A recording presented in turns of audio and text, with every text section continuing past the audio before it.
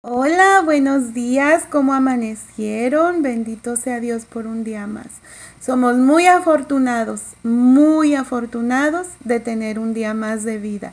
Gracias solamente a su amor, ¿verdad? Bendito sea Dios. Bueno, pues estoy muy contenta porque vamos a comenzar el libro de Levítico. Déjenme decirles algo.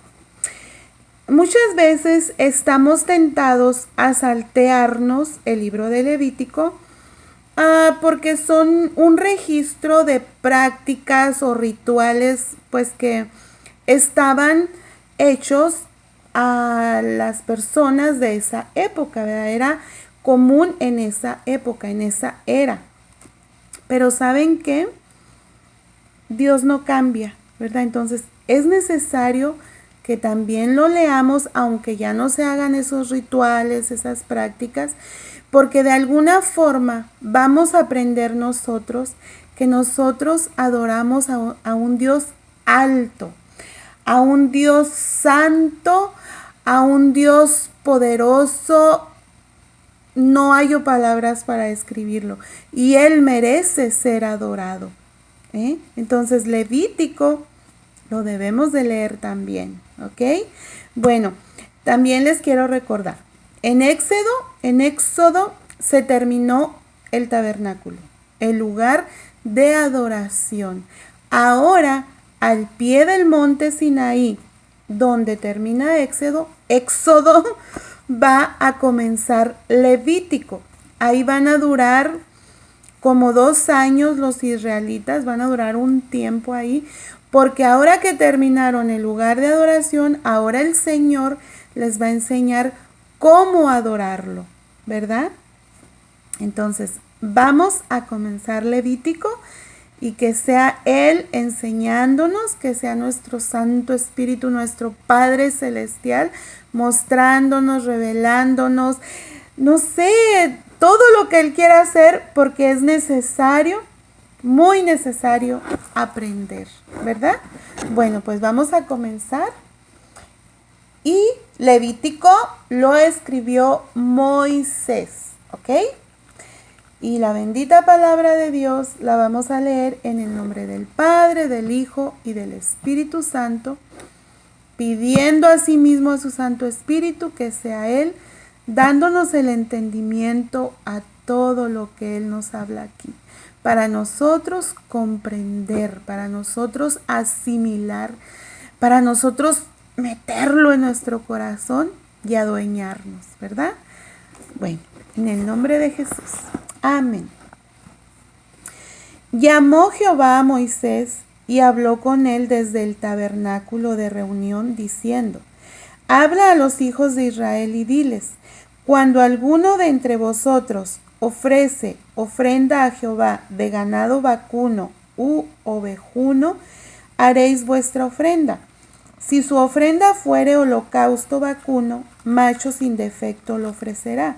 De su voluntad lo ofrecerá a la puerta del tabernáculo de reunión delante de Jehová. ¿Sí? Aquí el Señor nos va a enseñar en todo Levítico todos los tipos de ofrendas. Varían, ¿sí? Cada ofrenda era en una, ¿cómo se podría decir? Debido a una situación específica, o sea, variaban, ¿sí? Y aquí en el capítulo 1 vamos a empezar a aprender lo que es el holocausto o la ofrenda. Eso era una ofrenda, un sacrificio voluntario, ¿sí? Y eso era para la adoración y el perdón de los pecados, ¿ok? Si su ofrenda fuere holocausto vacuno, macho sin defectos lo ofrecerá. De su voluntad lo ofrecerá a la puerta del tabernáculo de reunión delante de Jehová. Y pondrá su mano sobre la cabeza del holocausto y será aceptado para expiación suya. Fíjense bien, el holocausto era el animalito. Esa persona ponía su mano sobre la cabeza como en representación que ese animalito era una vida entregada a cambio de su vida, ¿sí? Esa vida iba a ser el pago de sus pecados, ¿sí?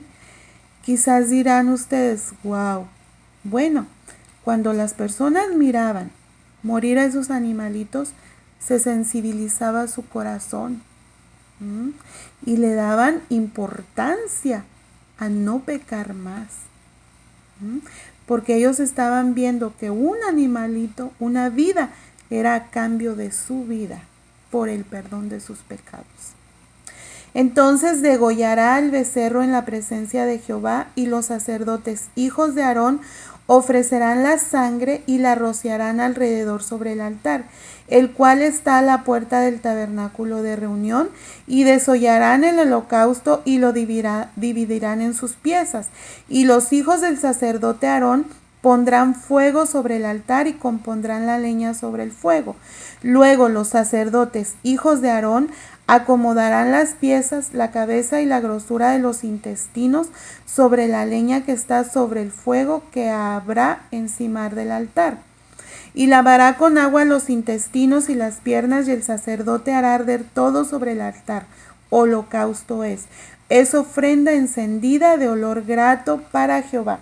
Olor grato significaba que el sacrificio era aceptado por el Señor, ¿verdad? Por la actitud del pueblo.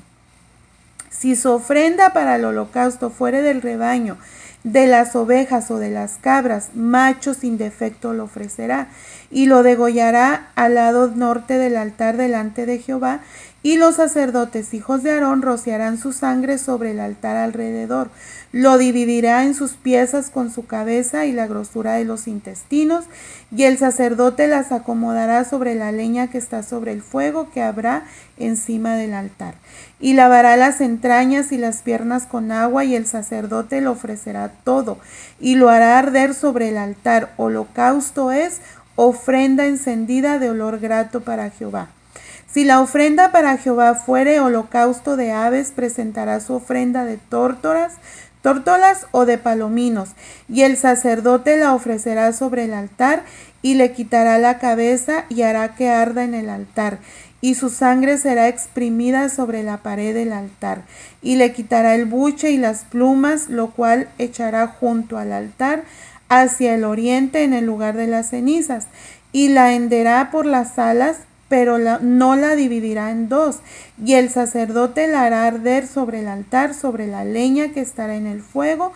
Holocausto es ofrenda encendida de olor grato para Jehová. Ese es el capítulo 1. Nos enseña del holocausto o la ofrenda. Es variable según como sea, ¿verdad? El sacrificio, ya sea vacuno, de ovejita, de tortolitas, ¿sí?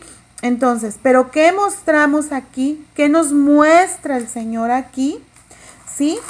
Que el holocausto o la ofrenda eran para la adoración y perdón de los pecados, y es una vida a cambio de otra, ¿sí? Y el Señor aquí simboliza que el animalito está pagando el pecado de esa persona, ¿sí? Entonces, recordemos que la muerte de Cristo fue quien pagó todos nuestros pecados. Nosotros ya no necesitamos sacrificar nada, porque Él ya lo hizo por nosotros. Él dio su vida por nosotros. Y déjenme enseñarles algo. En aquellos tiempos no solo los israelitas sacrificaban animales, no. Todos los demás religiones paganas, todos. Pero aquellos eran para calmar la ira de sus dioses. Y estos, los israelitas, lo hacían para ellos mismos obedecer al Señor, porque Él quería enseñarles el valor tan horrible que tiene un pecado. ¿Sí? Me cuento entre ellos, tenemos que ser conscientes de lo que es el pecado. Entonces, eso simbolizaba para ellos el sacrificio de un animal. Estaban dando la vida de ese animalito solo por el perdón de sus pecados. Y eso los hacía a ellos concientizar. Entonces, esa es la diferencia entre por qué sacrificaban ellos y por qué sacrificaban aquellos, ¿sí? Entonces,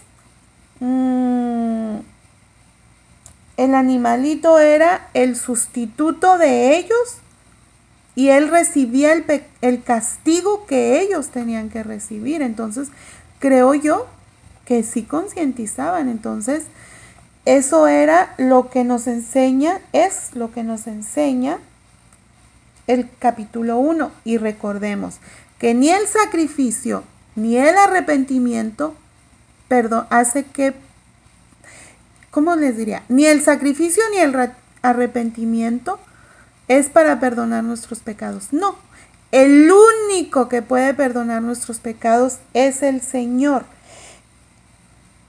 Quise decir, ni el sacrificio ni el arrepentimiento quitan el pecado, solo Dios.